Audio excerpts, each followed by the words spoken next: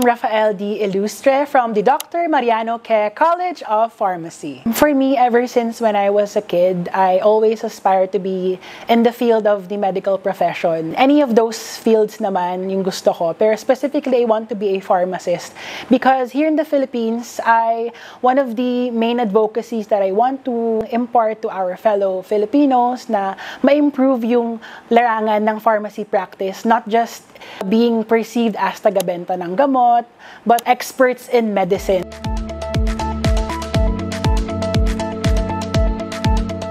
For me, my most memorable experience in the laboratory would probably be when we had our practical exams here in the manufacturing laboratory in the dosage forms and drug delivery system subject, where we prepared random preparations of medicines and pharmaceutical products, wherein we had to make those products in a specific amount of time, where we had to memorize and of course study the different components and compositions of those products as well as its preparation.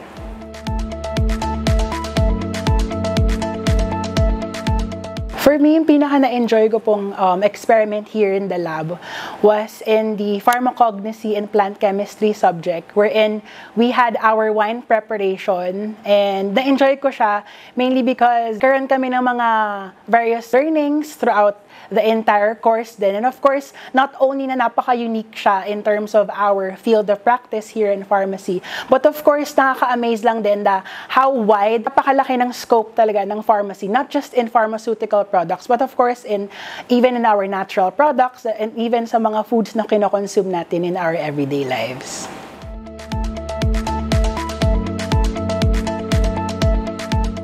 For me, going back pa rin sa DDS lab, ang favorite equipment ko or glassware pala is the glass pill tile. Kasi not only does it holds a huge memory sa akin nung DDS lab, but of course, syempre, nung practicals din kasi namin, when we had our practicals exam, ang nabunot ko noon na preparation was zinc oxide paste, in which yun, ginagamit yung pill tile for us to prepare ointments na ginagamit through the process of levigation na para makapag-prepare tayo ng ointments properly.